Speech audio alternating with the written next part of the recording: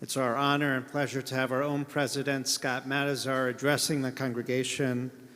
Scott will share reflections from his recent trip to Israel from AJC, entitled Witness to History, Reflections on Visiting Kibbutz Nir Oz and the Nova Festival, the Impact of the October 7th Attacks on Middle Eastern Geopolitics. Scott, after his presidency at our AJC Cleveland branch, has joined the national board and as a national leader of AJC, and we are, of course, appreciate all your work for the Jewish people in larger part, and want to recognize the AJC director, Lisi Shapiro, our own member who is here. Lisi, thank you for your continual work in our community, for the Jewish community, anti-Semitism, and building bridges across the community from educators to pastors to all leaders and politicians. We appreciate all that you do, and now it's our honor to have Scott address us.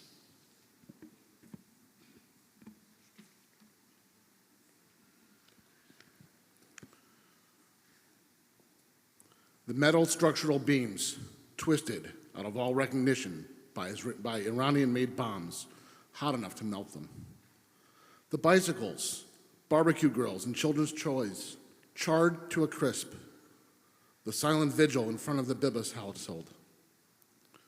The bullet holes in the sides of buildings, and the oversized photos of the families affixed to the homes where they were shot or burned to death. All a sickening reminder of the violence visited upon the kibbutz community of Nir Oz on October 7th, 2023.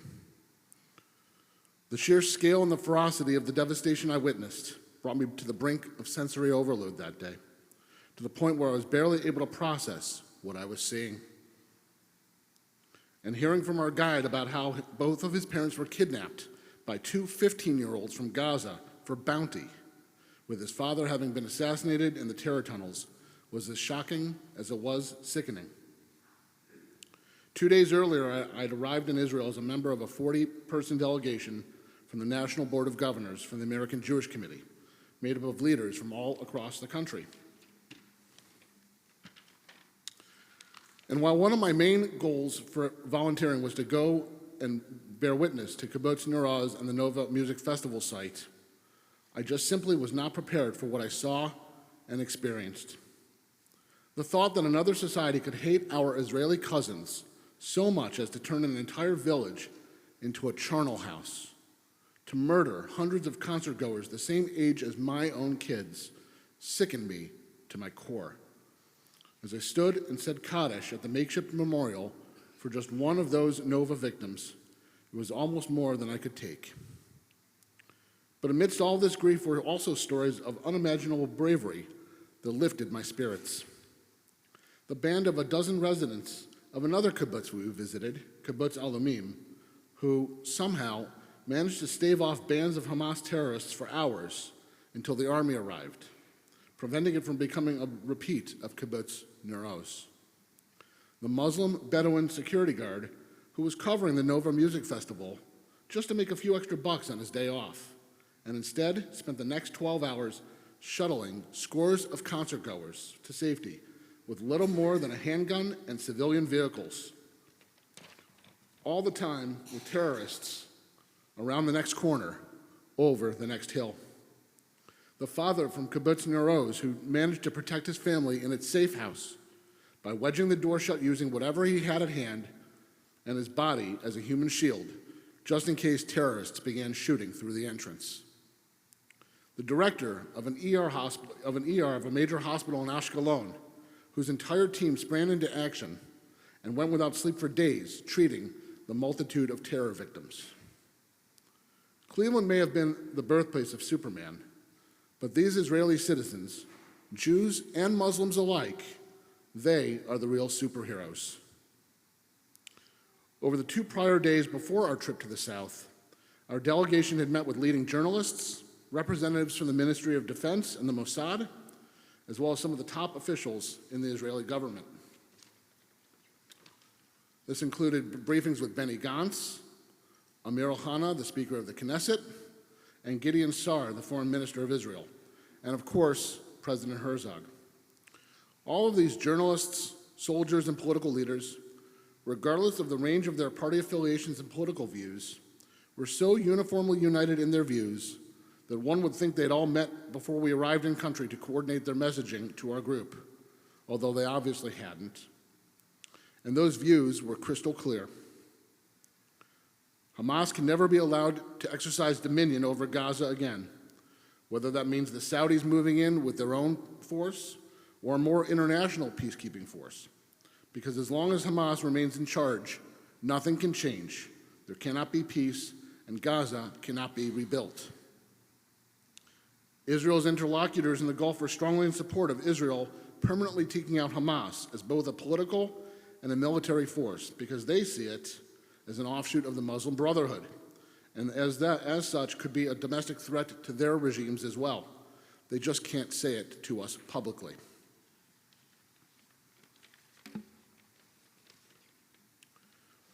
Israeli society all took one step to the right politically after 10/7. Support in Israeli society for a true two-state solution in which the Palestinians exercise control and sovereignty over their borders is so far beyond dead for the moment as to be radioactive to any mainstream politician who might voice such views. It's also clear that the government and the military believe that their huge success in degrading the military capacity and the leadership of Hezbollah in Lebanon and in decimating Iran's entire air defense system and missile production system have the potential to lead to a paradigm shift for the entire region. One other thing that really came through to me very clearly in every single briefing we had is that Israel is, I won't say desperate, but extremely eager to achieve normalized diplomatic relations with Saudi Arabia and other states in the region by having them join the Arab Accords, the Abraham Accords. But they're struggling with how to square that circle, given Saudi's insistence that a clear path forward towards a two-state solution is a precondition to that country joining the Accords. As a result, we heard a lot from thought leaders in Israel about how to create something for the Palestinians that looks from the outside like a sovereign state to satisfy the Saudis, but really isn't.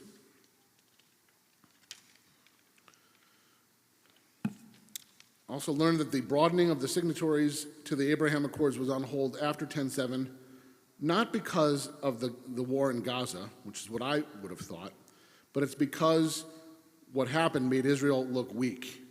And the Arab regimes were second-guessing the utility of aligning with the Israeli security and intelligence umbrella. But the enormous wins that Israel's had in Lebanon and Iran have had a very positive effect on getting those talks restarted, because when it comes down to it, the Arab regimes in the region respect force, and we showed it. Also learned that many political leaders in Israel are committed to preventing Iran from gaining a nuclear weapons capacity, and as Speaker Ohana put it, by any means necessary, which to our ears collectively sounded like a not-so-veiled threat and an ultimatum. And last but not least, one thing that really came through in these meetings is that Israel is well past putting up with the double standards being applied by the EU, the international press, and other power centers, and is even more committed to doing whatever it determines must be done to ensure the nation's security and its very existence. And just one example of this, the Foreign Ministry has closed its embassy in Ireland in reaction to the government's biases towards the country, and is now reallocating those resources to opening an embassy in the country of Moldova, which has a much friendlier government towards Israel and much stronger trade relations with our country. During these meetings, we learned a great deal about just how challenging and complicated these issues are. It's truly a diplomatic and domestic Rubik's Cube. Hamas remains the only group in Gaza with the means to exercise control over the territory, but the question is how to expel them, reform their civil society, and get them to stop teaching their children in school that their highest purpose in life is to kill Jews, and is the elimination of Hamas really even possible to begin with? How to address Lebanon, which still has multiple power centers, and take advantage of the fact that Hezbollah is down but not out? How to address the fact that Israeli leadership are calling 2025 the year of Iran, and the determination that Iran getting nuclear weapons capability is a red line Israel won't allow to be crossed, but without complete confidence that the U.S. government and its military will come to its aid when the time comes. And what to do if that attempt to deal a knockout blow to Iran is not ultimately successful? What then? Now, it's all too easy to feel a sense of despair at the thought that things in the region might never change, and wonder if Israel will finally normalize relations with its neighbors in the region. And yet, when one looks at Israel's position as compared to where it was on October 6th, there are many, many causes for optimism. Hezbollah has been neutered, Iran has been humiliated, the Assad regime in Syria consigned to the trash heap of history. Nobody could have possibly predicted these seismic shifts 18 months ago. The poignancy of the fact that I'm speaking today, just on the heels of Purim, is not lost on me. Instead, it's a reminder that for thousands of years there have been those who have hated us for no other reason than the simple fact that we are Jews. And yet, through every challenge, we've come back stronger than before. Whether it was Haman impaled on a spike, or Hezbollah's terrorists last moment having to check his beeper, the Jewish people will, together, continue to endure and to thrive and be stronger than the generation before us. Am Yisrael Chai. Thank you.